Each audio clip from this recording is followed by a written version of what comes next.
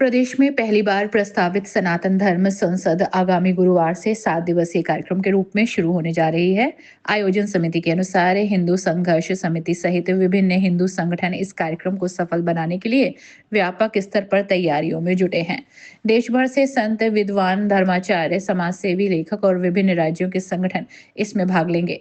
हिंदू संघर्ष समिति के राष्ट्रीय संरक्षक रेशु ने बताया कि संसद का मुख्य उद्देश्य देश में उत्पन्न सामाजिक, सांस्कृतिक और धार्मिक चुनौतियों पर मंथन करना है। उन्होंने कहा कि वर्तमान परिस्थितियों में सनातन परंपराओं और मूल्यों को समझना, सहेजना और समाज तक सही रूप से पहुंचाना समय की आवश्यकता है। आयोजन में राजपुरोहित डॉक्टर सीताराम शास्त्री सहित कई प्रमुख विद्वानों ने अपने विचार रखे। संत श्री चंद्रमा महाराज ने कहा कि सनातन धर्म संसद देश को हिंदू राष्ट्र बनाने की दिशा में महत्वपूर्ण भूमिका निभाएगी। उन्होंने बताया कि लगभग 38 हिंदू संगठनों ने कार्यक्रम का समर्थन किया है और बड़ी संख्या में प्रतिनिधि विभिन्न राज्यों से मुजफ्फरनगर पहुंच रहे हैं। समिति के जिला अध्यक्ष अमित गुप्ता ने कहा कि देश को अराजकता से बचाने में सनातन धर्म की भूमिका सर्वाधिक महत्वपूर्ण है।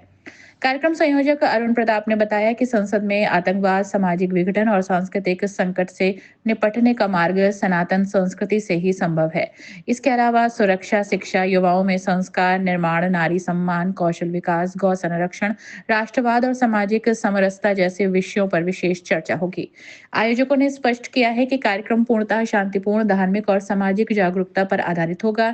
संसद का समापन रविवार को हवन और संचेतना यात्रा के साथ किया जाएगा।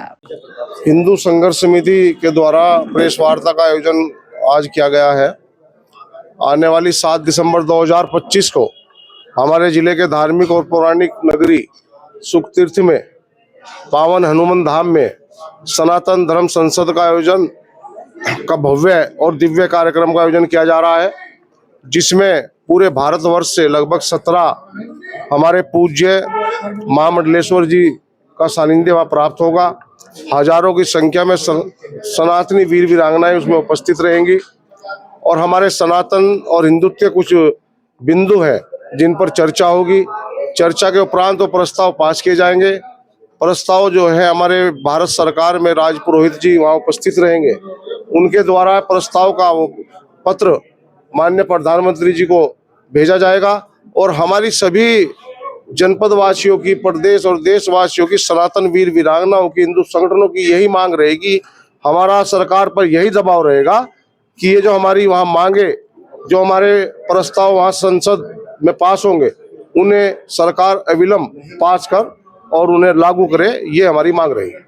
सबसे पहला प्रस्ताव क्या होगा जो मुख्य देखिए, सनातन धर्म बोर्ड का गठन करे सरकार और जो 47 में धर्म के आधार पर धार्मिक बंटवारा हुआ था, मुस्लिमों को पाकिस्तान दे दिया था, हिंदुओं का हिंदुस्तान रह गया था, तो इसको हिंदू राष्ट्र घोषित करे, हमारी गौ माता को राष्ट्र माता का दर्जा मिले।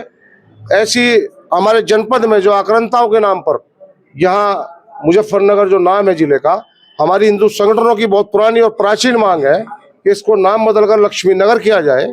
ऐसे जनसंख्या समाधान, जनसंख्या पे कानून बने, उसे अविलंब लागू किया जाए, ऐसी अनेकों मांग है। और जो हमारे हिंदू संगठनों के योद्धा सड़कों पर रहकर गौ माता की और अपनी हिंदुओं के मान बिंदुओं की रक्षा के लिए लड़ाई लड़ रहे हैं, उनकी सुरक्षा की मांग भी हमने इसमें रखी गई है। ऐसे अनेक बिंदु हैं जिन पर वहाँ संसद में चर्चा होगी, प्रस्ताव पास होंगे और हमारा सरकार पर दबाव रहेगा कि इन विलंब प्रस्ताव को पास कर इन्हें लागू किया जाए। शास्त्री भी यात्रा कर रहे हैं जो बहुत अच्छा कार्य कर रहे हैं। हमारा उन्हें पूर्ण समर्थन रहा था। हमारे कार्यकर्ता उस आयोजन में शामिल रहे थे।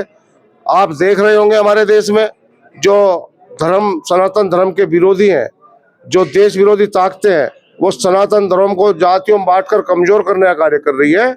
सनातन धर्म संसद का जो कार्यक्रम हमने रखा है अपने जनपद में, हमारे जनपद वासियों का सौभाग्य है कि हमें ऐसे कार्यक्रम का आयोजन करने का सौभाग्य प्राप्त हो रहा है। वो हमने इसीलिए रखा है कि कुछ धर्म विरोधी ताकतें जातियों में बांटकर सनातन धर्म को कमजोर कर रही है। सभी सनातनी एक मंच पर आए, इसलिए इस कार्यक्रम का आयोजन किया जा रहा है। और मैं आपके चैनल के माध्यम से आह्वान, निवेदन, आग्रह करता हूँ सभी सनातन वीर वीरांगनाओं से कि आप सनातन धर्म संसद के इस यज्ञ में आकर वहाँ उपस्थित होकर एक आहुति डालने का कार्य करेंगे और अधिक से अधिक संख्या में पहुंचकर कार्यक्रम को सफल बनाएंगे। अपनी राय हमें कमेंट बॉक्स में जरूर दें। ऐसे ही लेटेस्ट अपडेट्स के लिए हमारे चैनल रॉयल बुलेटिन को लाइक, शेयर और सब्सक्राइब करना ना भूलें।